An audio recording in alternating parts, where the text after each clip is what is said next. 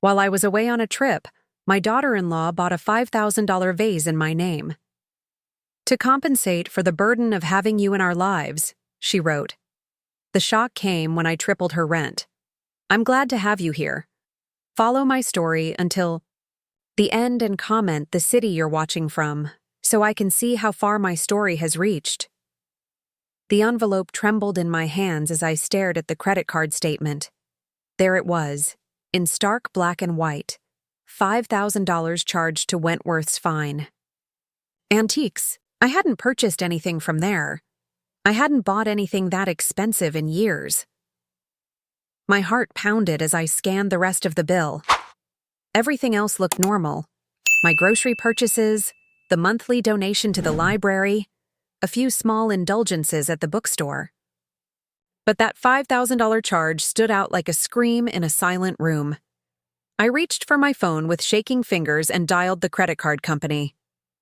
Yes, there was a purchase made at Wentworth's, the customer service representative confirmed.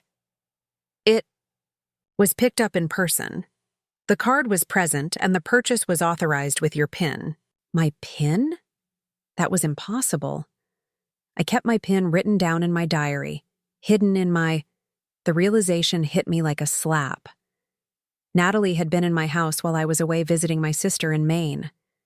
Patrick had insisted she needed to water my plants, though I'd told him the neighbor would do it. Natalie wants to help Mom, he'd said. Let her do this for you.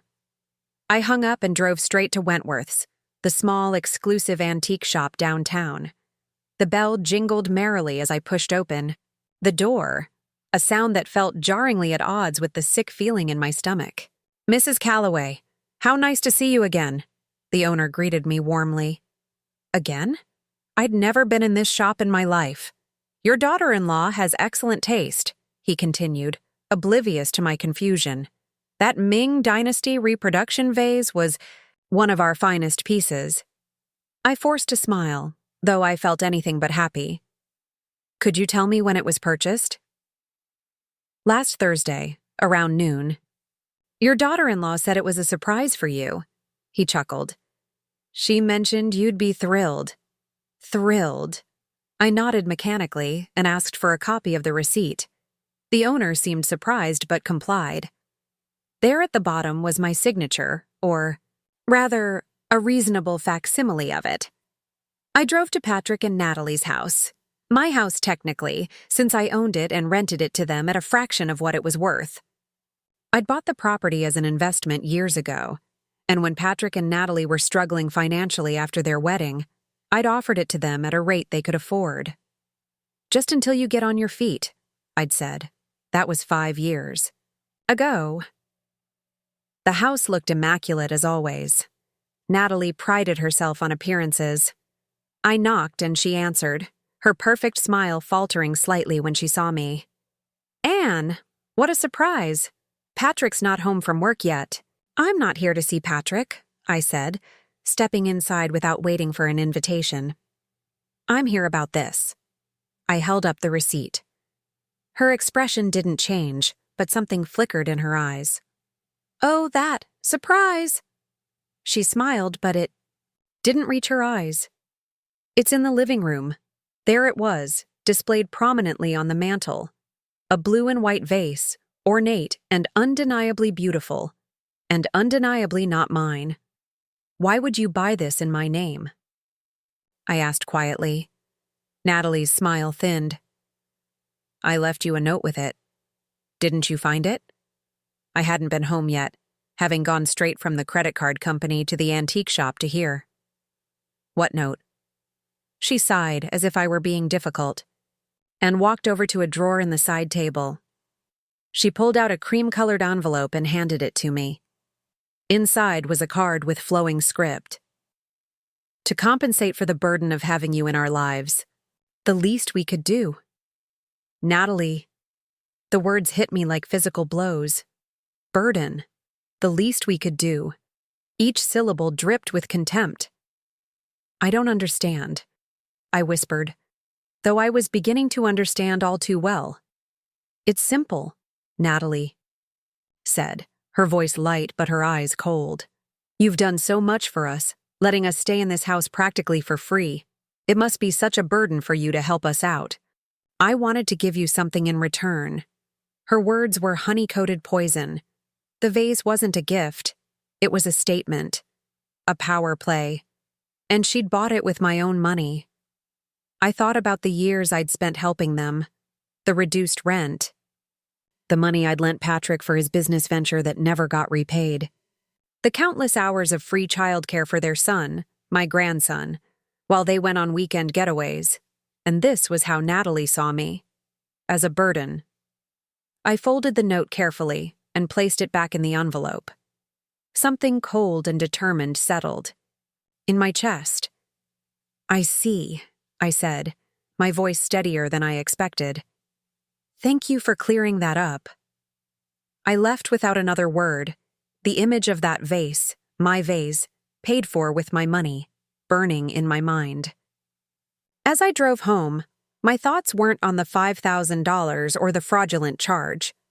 They were on the years of subtle disrespect, the dismissive glances, the way Natalie spoke over me at family gatherings. For the first time, I saw it all clearly, and I knew things couldn't continue this way. That night, I sat at my kitchen table with a cup of tea gone cold and made a decision. If Natalie thought helping family was a burden, she was about to learn what a real financial burden felt like. Couldn't sleep that night. Every time I closed my eyes, I saw Natalie's smug expression, heard her honeyed voice calling me a burden. I got up at dawn and pulled out the old photo albums from the closet. There was Patrick as a baby, his tiny hand wrapped around my finger. Patrick at 8, missing his front teeth, proudly holding up a fish he'd caught with his father. And then the last photo of the three of us, taken 2 weeks before Robert's heart attack. My husband's arm was around me, Patrick between us, all of us smiling without any idea of what was coming. After Robert died, it was just Patrick and me against the world. I was only 43, with a 12-year-old son to raise alone. I'd worked 2 jobs, teaching during the day and bookkeeping at night, just to keep our house and put food on the table. The life insurance hadn't been much, but I'd saved every penny for Patrick's college fund. I flipped through more pages. Patrick's high school graduation, where I'd sat alone, clapping until my hands hurt as he received his diploma. His college graduation, where I'd spent money I couldn't really afford on a new dress, so I would look nice in the photos. I was so proud of him that day. Then came photos of Patrick and Natalie's wedding. I remembered how I'd given them my diamond earrings, the ones Robert had given me on our 10th anniversary, as a wedding gift. Natalie had smiled, said they were charming in a vintage way, and I'd never seen her wear them once. I closed the album and made myself another cup of tea. The kitchen was quiet, just the ticking of the old clock Robert had fixed right before he died. In this same kitchen, I'd taught Patrick to make pancakes. I'd helped him with his homework. I'd listened to his heartbreaks and celebrated his successes. After the wedding, Patrick had changed. At first, I thought it was just newlywed adjustment, but gradually, the phone calls became less frequent. When we did talk, Natalie was always there, monitoring the conversation. Patrick would start to share something about work or his life, and Natalie would cut in with, "Patrick, your mother doesn't want to hear about that." But I did want to hear. I wanted to hear everything about my son's life. I remembered the day they'd told me Natalie was pregnant. I'd been overjoyed at the prospect of a grandchild. I'd offered to help in any way I could. "We don't need your help," Natalie had said firmly. "We've got it covered." But when little Robert was born, suddenly they did need me. They needed a free babysitter. Natalie's mother lived in Florida and only visited twice a year, so I became the on-call grandmother. I didn't mind.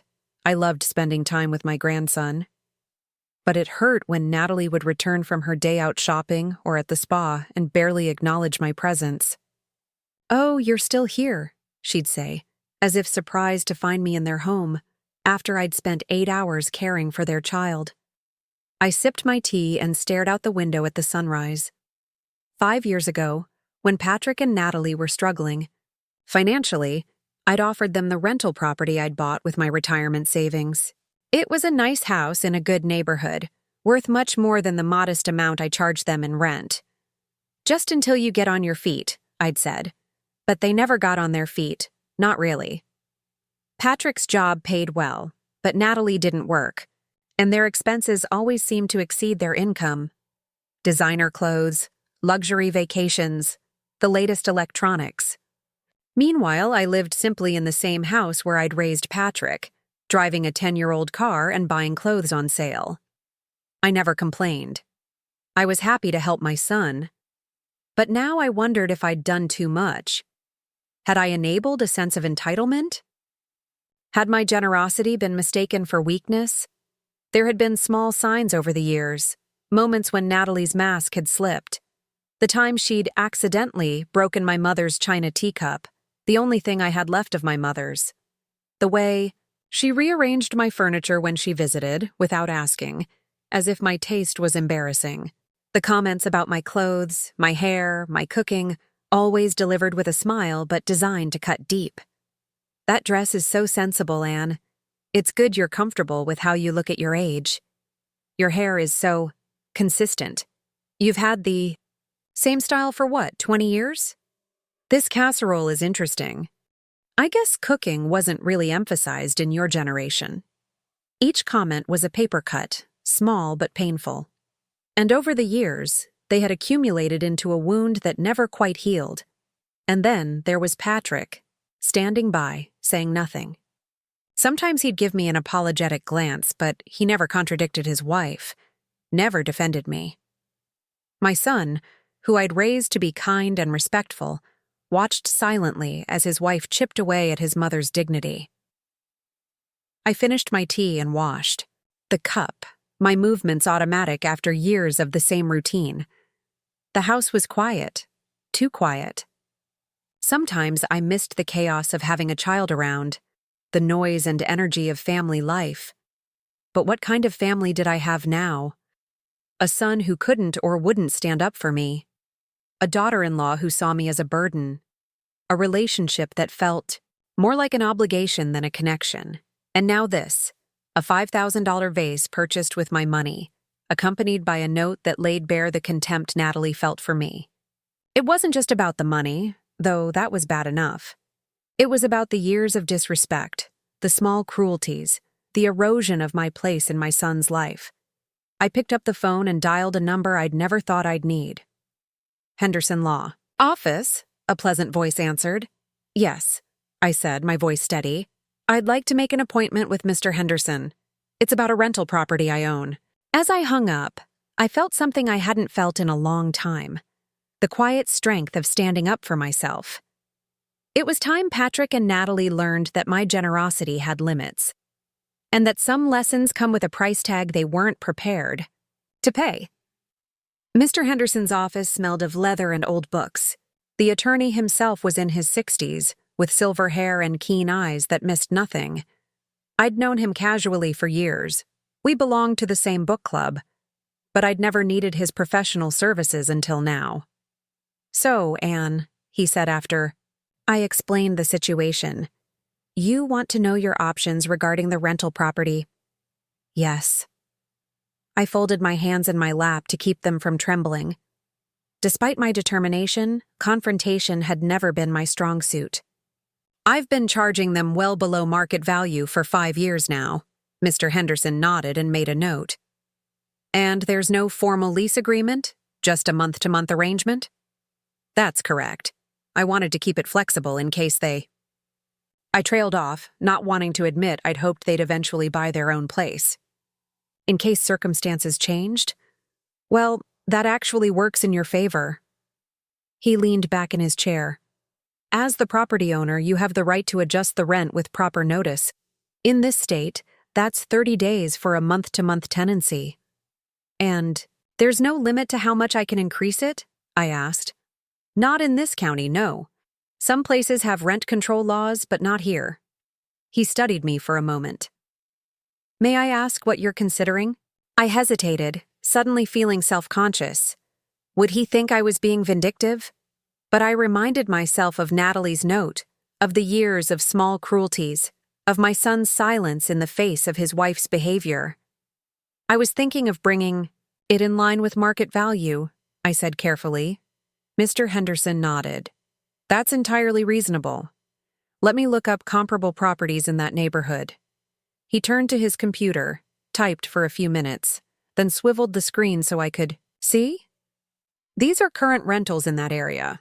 As you can see, similar properties are going for around 3 times what you're charging them. I stared at the numbers, a mix of vindication and guilt washing over me. 3 times what they were paying now. It would be a significant increase, one that would force them to either dip into their savings or cut back on their lifestyle. It's a substantial change, Mr. Henderson said, watching my face. But it's completely within your rights as the property owner. I nodded, thinking of the $5,000 vase sitting on their mantel. Thinking of Natalie's smug smile. Thinking of all the times I'd swallowed my hurt for the sake of peace. I'd like to proceed, I said firmly. Mr. Henderson printed out a formal notice of rent increase. Fill this out, make a copy for your records, and deliver it to them. Make sure you get proof of delivery. Either have them sign acknowledging receipt or send it certified mail. I took the paper, feeling its weight in my hands. This wasn't just a legal document. It was a statement.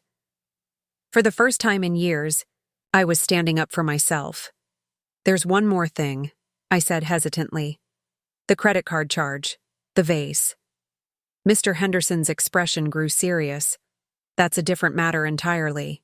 Using someone else's credit card without permission is fraud, even if it's family.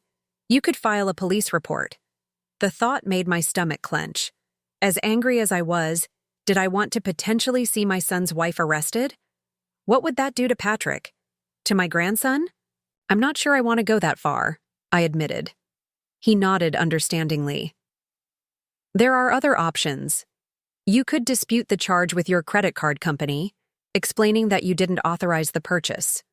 Or you could request that Natalie return the vase and get a refund. Neither option felt right. If I disputed the charge, the store owner, who seemed like a decent man, might suffer. And asking Natalie to return the vase would require a confrontation I wasn't ready for yet. Let me think about that part, I said. For now, I'll focus on the rental property. That's wise, Mr. Henderson agreed. One step at a time. When I got home, I filled out the rent increase notice, tripling the amount as the market research suggested. I made a copy for my records, then sealed the original in an envelope. I would deliver it in person tomorrow. That evening, I received a text from Patrick. Mom, are you okay? Natalie said you seemed upset when you visited. My fingers hovered over the phone. There was so much I wanted to say. But this wasn't a conversation for text messages. I'm fine, I typed back.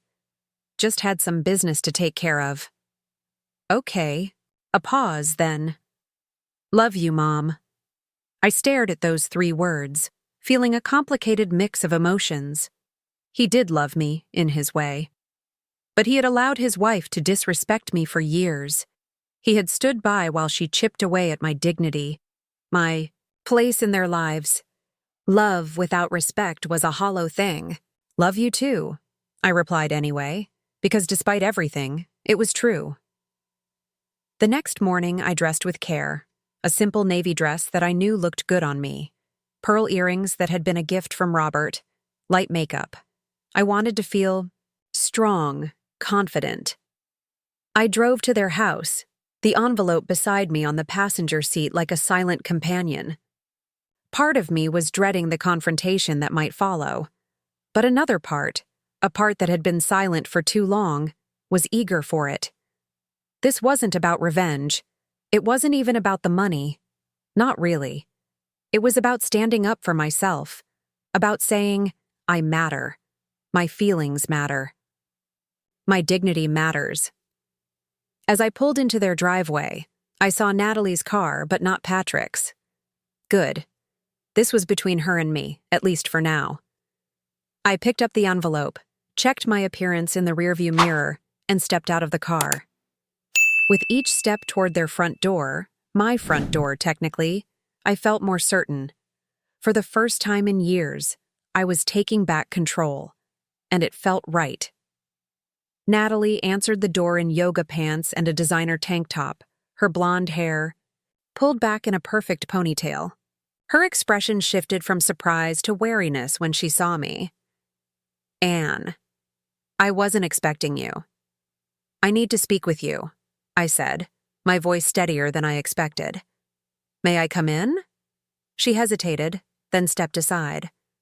"Of course. I was just about to have some tea. Would you like some?" "No, thank you. This won't take long." I followed her into the living room, noticing that the vase was still prominently displayed on the mantel. My vase, bought with my money, showcasing her contempt. "Is something wrong?" Natalie asked, settling onto the couch, crossing her legs elegantly. "I have something for you." I handed her the envelope. She took it, eyebrows raised. "What's this?" "Open. She slid her manicured finger under the flap and pulled out the notice. I watched her face as she read it, saw the moment comprehension dawned. Her eyes widened, then narrowed. Her cheeks flushed. "This is a joke, right?" She looked up at me, her voice tight. "It's not a joke. It's a formal notice of rent increase, effective in 30 days. She stood up, the paper clenched in her fist. "You're tripling our rent? Just like that?" "I've done some research. It's the current market value for a property of this size and location." "Market value?" She laughed, a harsh sound. "We're family, not some random tenants." "Yes, we're family," I agreed calmly. "Which is why I've been charging you 1/3 of what I could have for the past 5 years.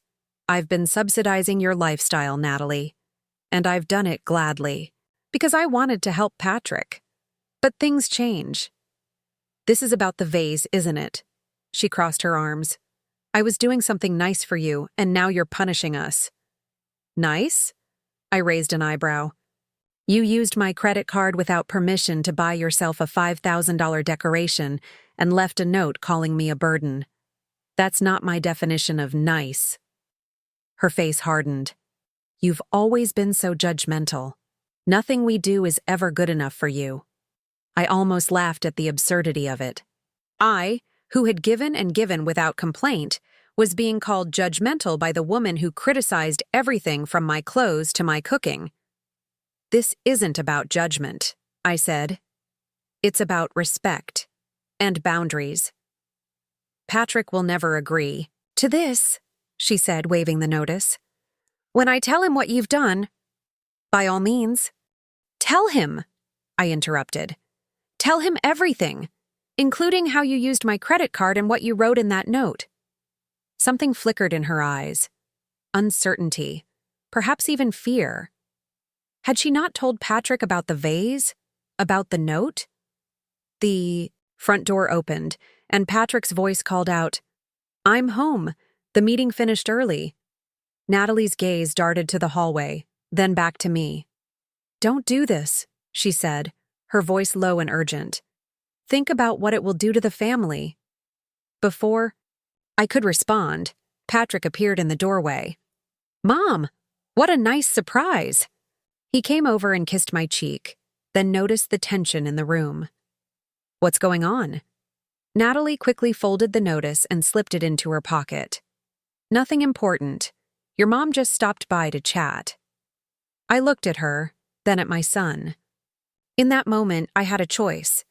I could call Natalie out, force the confrontation, or I could let her break the news to Patrick in her own way, in her own time.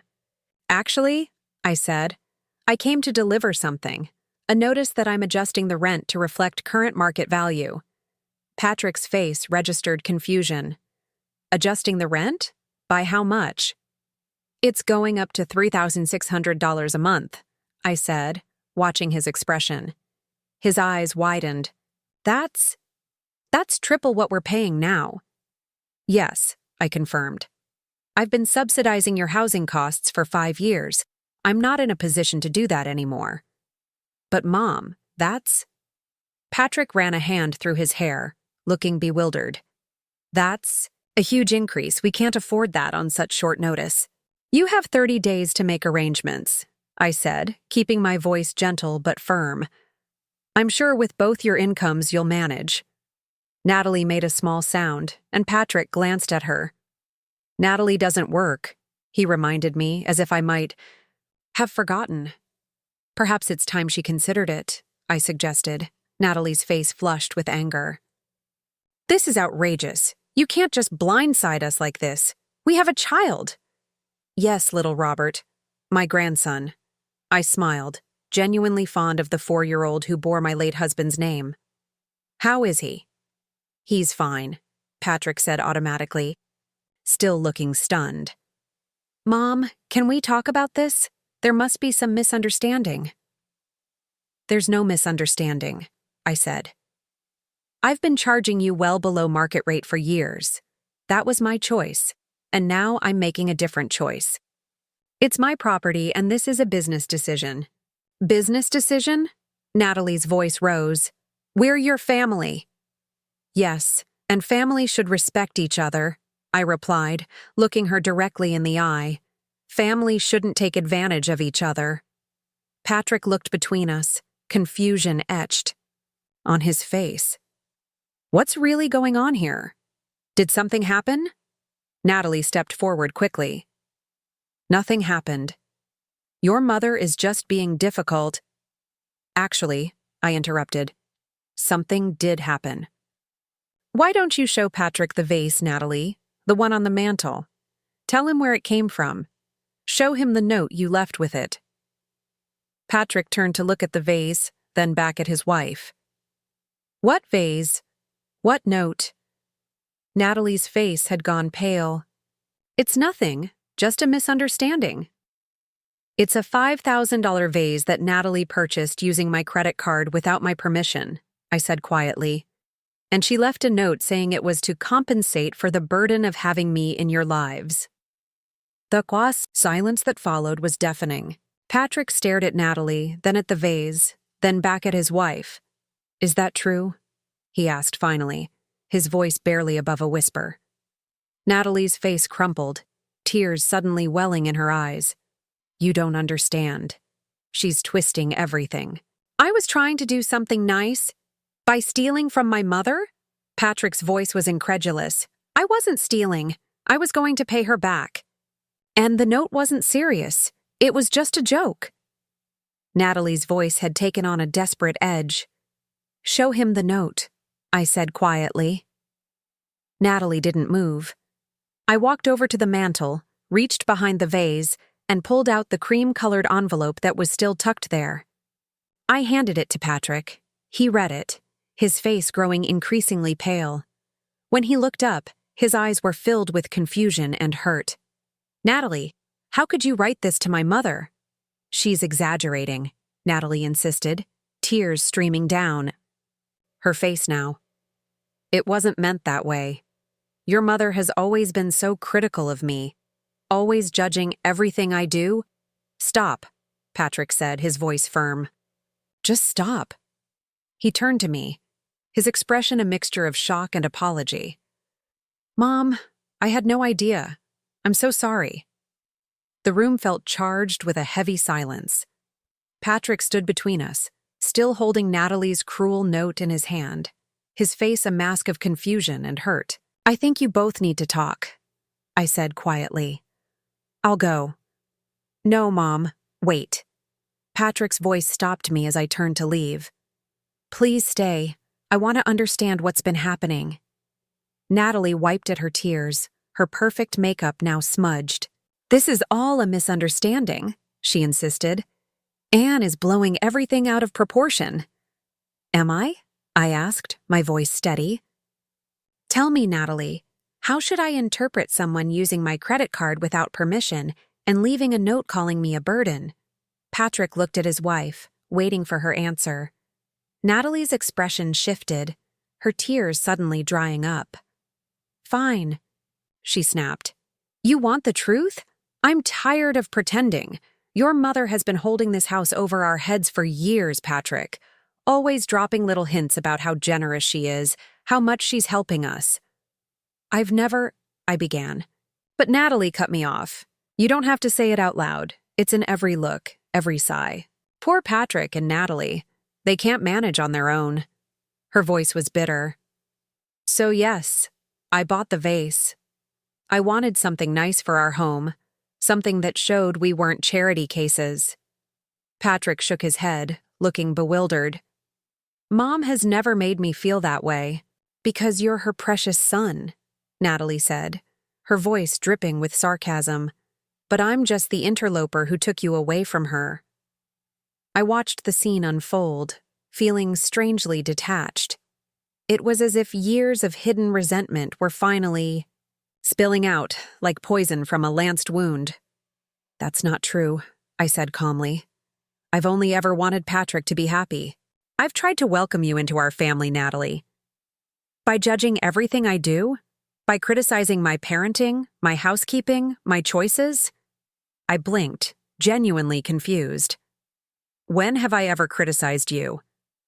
You don't have to say anything. It's in your eyes, in the way you purse your lips when you look around our house. Patrick stepped between us. Natalie, that's enough. My mother has been nothing but supportive. She's been charging us 1/3 of what this house is worth for 5 years, and now she's tripling the rent. Is that supportive? Natalie's voice rose. She's trying to drive us out. After you stole from her, Patrick pointed out, his voice hardening. After you left her that note. Do you have any idea how hurtful that was? Natalie's face flushed. It was a joke.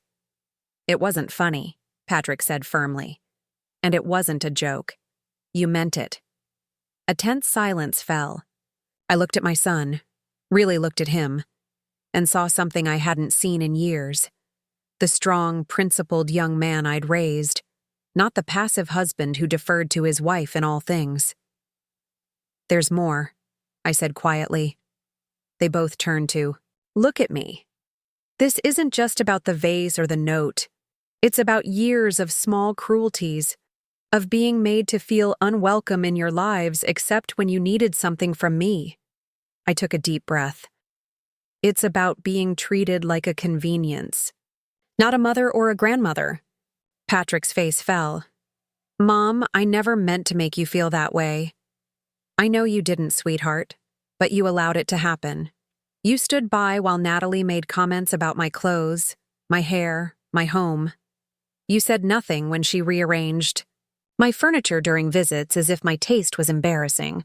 You watched her break my mother's teacup, the only thing I had left of her, and accepted her flimsy excuse that it was an accident. Patrick turned to Natalie, his expression questioning. She's exaggerating again, Natalie insisted. I've always been perfectly respectful. I almost laughed at the absurdity of it. Respectful? Let me remind you of a few things. Last Thanksgiving, you told everyone my stuffing was charming in an old-fashioned way, and then served your own instead. At Robert's 4th birthday, you introduced me to your friends as Patrick's mother, instead of by my name, as if I had no identity beyond my relationship to your husband. Last Christmas, you gave me an anti-aging cream set with a card that said, "Because everyone deserves to look their best." Patrick's eyes widened with each example. I never noticed. You weren't meant to, I said gently. Natalie is careful to make her comments when you're not paying attention, or to frame them as compliments so that I look overly sensitive if I object. Natalie's face had hardened into a mask of resentment. So what if I did? You've never accepted me. You've always looked down on me because I didn't go to college, because I chose to be a stay-at-home mom. That's not true, I said firmly. I've only ever wanted Patrick to be happy, and I've tried to be a supportive mother-in-law despite your constant undermining. Undermining? Natalie let out a harsh laugh. You're the one who's always there, always the perfect mother and grandmother, making me feel inadequate. Do you Have any idea what it's like to compete with St. Anne? Patrick stepped forward. There is no competition, Natalie. She's my mother. You're my wife. I love you both. Natalie's face contorted. Well, you need to choose. Either you support me in this or what? Patrick asked quietly.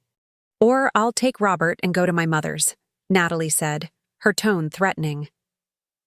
A heavy silence fell. I looked at my son, saw the pain in his eyes, and my heart broke for him. I hadn't wanted this confrontation to damage his marriage, his family. Despite everything, I didn't want him to suffer. No one needs to go anywhere, I said finally. This isn't about taking sides. It's about respect. All I've ever wanted was to be treated with basic kindness and consideration. Patrick nodded, then turned to his wife. Mom's right. This isn't about sides. It's about how we treat each other. And Natalie, the way you've treated my mother isn't acceptable. Natalie's face crumpled, real tears falling now. I didn't mean to hurt anyone, she said, her voice small. I've always felt like I wasn't good enough, like I couldn't measure up to what your family expected. I felt a surprising twinge of empathy. Was that what had been behind the years of small cruelties? Insecurity? No one expected you to be anything other than yourself, I said gently. And to be kind. Patrick put his arm around his wife, but his gaze was firm. We need to make this right, Natalie, starting with apologizing to my mother. Really apologizing. Natalie looked at me, her expression a complex mix of emotions. For the first time, I saw vulnerability there, not just the perfect facade she always presented. I'm sorry, she said, her voice barely above a whisper. For the vase, for the note, for everything. It wasn't enough, not after years of calculated unkindness, but it was a start. Thank you, I said simply. Patrick turned to me. And Mom, about the rent increase. I held up a hand to stop him. That stands. It's time you both took full responsibility for your lives, without my subsidy. I'll help in other ways, with childcare, with support. But the reduced rent was always meant to be temporary. He nodded slowly. I understand. We'll figure it out. For the first time in years, I felt like my son really saw me. Not just as a mother who would give endlessly, but as a person with feelings, with boundaries, with dignity. And in that moment, something shifted between us, something fundamental and necessary. 3 months had passed since that confrontation in Patrick and Natalie's living room. 3 months of change, of adjustment, of painful but necessary growth for all of us. They had moved out of my rental property 2 weeks after receiving the notice. Not to Natalie's mother's house in Florida as she had threatened, but to a modest apartment closer to Patrick's work. It was smaller than my house, but it was within their budget without my subsidy. I put the property up for rent at market value and found tenants within days. A young doctor and her husband who were delighted with the house and had no trouble affording the rent. The additional income was welcome, allowing me to finally renovate my own kitchen and start a college fund for little Robert.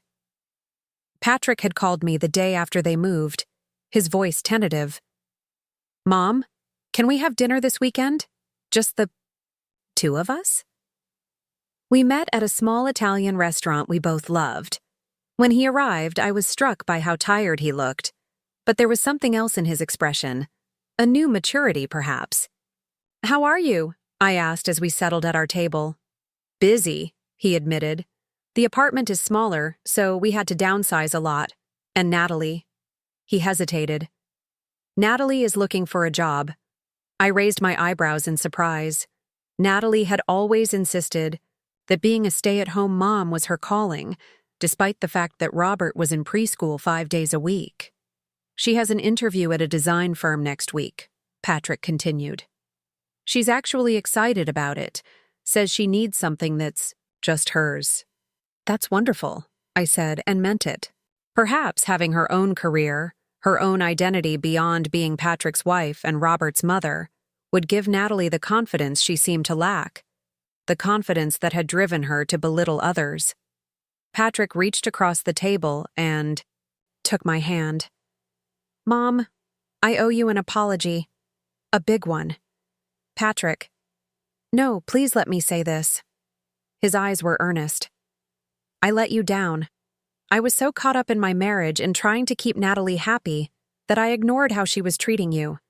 I convinced myself that her comments weren't that bad, that you were strong enough to handle it." He shook his head. "But that's no excuse. I should have stood up for you. I should have noticed." I squeezed his hand. "Yes, you should have. But I should have spoken up sooner, too. I was so afraid of losing my relationship with you, with Robert, that I let things slide that I shouldn't have." "You'll never lose me," Patrick said firmly. "You're my mother. I love you." "I love you too," I said, feeling a lump form in my throat. "Always have, always will." We talked for hours that night, really talked, in a way we hadn't in years. About his marriage, his career, his hopes for the future. About my life, my friendships, my newfound interest in watercolor painting. It felt like reconnecting with a dear friend after a long separation. "Natalie wants to apologize too," Patrick said as we were finishing dessert. "Properly this time. Would you be willing to meet with her?" I hesitated. Despite everything, I wasn't eager to face Natalie again, but refusing would only create more tension, more division. "Yes," I said finally. "I'd be willing to meet." A week later, Natalie came to my house alone. She looked different, less polished, more natural. Her hair was pulled back in a simple ponytail, and she wore minimal makeup. "Thank you for seeing me," she said as I showed her into the living room. "Would you like some tea?" I offered. She nodded, and I busied myself in the kitchen, giving us both a moment to compose ourselves. When I returned with the tea tray, she was looking at the family photos on my mantel. "I've never seen this one before," she said, pointing to a picture of Patrick at about 12, proudly holding up a science fair ribbon. "That was the year after his father died," I said, setting down the tray. "He worked so hard on that project. It was the first time I'd seen him really smile since we lost Robert." Natalie's expression softened. "You raised him alone from that age?" "Yes. It wasn't easy, but we managed." I poured the tea. "Patrick was a good boy. He still is a good man." "Yes," she agreed quietly. "He is." She took the cup I offered, her hands trembling slightly. "Anne, I owe you an apology. A real one this time." I nodded but said nothing, waiting. "I've been unkind to you. Disrespectful, ungrateful." She took a deep breath. "The truth is, I've always felt intimidated by you. You're so capable, so sure of yourself. Patrick admires you so much, and I was afraid I could never measure up." "Measure up to what?" I asked gently. "To the woman who raised him alone, who sacrificed everything for him, who built a life and a career without needing anyone's help." Tears welled in her eyes. Next to you, I felt insignificant. I was stunned. All this time, I'd thought Natalie looked down on me, when in fact she'd been intimidated by me. "I never meant to make you feel that way," I said. "You didn't," she insisted. "It was my own insecurity. But instead of dealing with it, I tried to tear you down, make you smaller so I could feel bigger." She wiped at a tear. "It was wrong, and I'm truly sorry." I studied her face and saw genuine remorse there. "Thank you for saying that," I said. "It means a lot to hear." "I'm trying to change," she said. "The job interview went well. They offered me a position as a junior designer. It's not much, but it's a start." "That's wonderful," I said, meaning it. "You've always had a good eye." "For design." She looked surprised at the compliment. "Thank you. I'm nervous but excited too." We talked for another hour, not as mother-in-law and daughter-in-law, but as two women trying to understand each other better. It wasn't perfect. There were still awkward moments, still a wariness between us. But it was a beginning. "I'd like for Robert to spend more time with you," Natalie said as she was leaving. "He misses his grandma." I felt a rush of joy at the thought of seeing my grandson more often. I'd like that very much.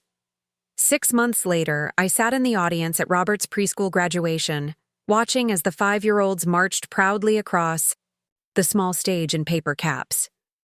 Patrick sat beside me and Natalie beside him, both beaming as our little boy accepted his diploma. Afterward, we went out for ice cream, the 4 of us. Robert chatted excitedly about kindergarten, about his friends, about the new puppy Patrick and Natalie had finally agreed he could have. "We have some news," Patrick said as Robert focused on his chocolate sundae. I looked up, curious. "Natalie's been promoted," he announced proudly. "Senior designer after just 6 months."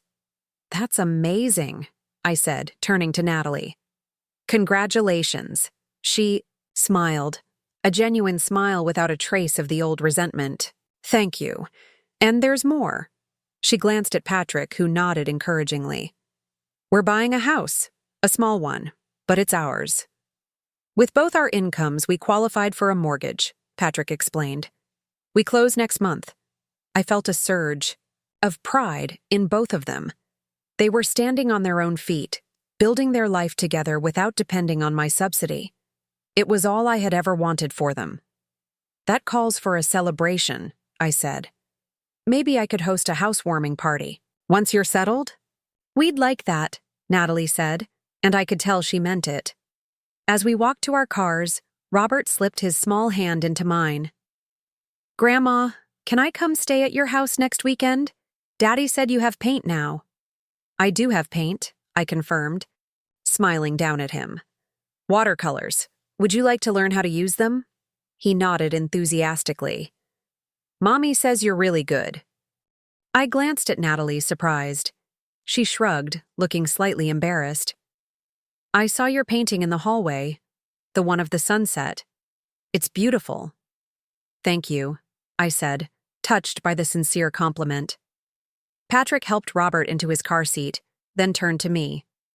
"Love you, Mom," he said, giving me a hug. "Love you too," I replied, holding him tight for a moment. As I drove home, I reflected on the past year, the pain of Natalie's note, the confrontation, the changes that followed. It hadn't been easy for any of us. There had been tears, arguments, difficult conversations, but from that painful honesty had come something valuable: respect. Not just the polite facade of family harmony, but genuine respect. For my boundaries, my feelings, my place in their lives. The $5,000 vase still sat on my mantel. Patrick had insisted I take it, since it had been bought with my money. It was beautiful, certainly, but its true value lay in what it had forced into the open. The hidden resentments, the unspoken hurts, the patterns of behavior that had been slowly poisoning our family. Sometimes, I reflected, the most valuable gifts come disguised as injuries. And sometimes, it takes a moment of crisis to clear the way for healing. I parked in my driveway and looked up at my house, my home. The kitchen windows gleamed with new glass. The garden I'd planted in the spring was in full bloom, and inside, my watercolors waited for me on the table by the window. My life, on my terms. I smiled as I unlocked the door.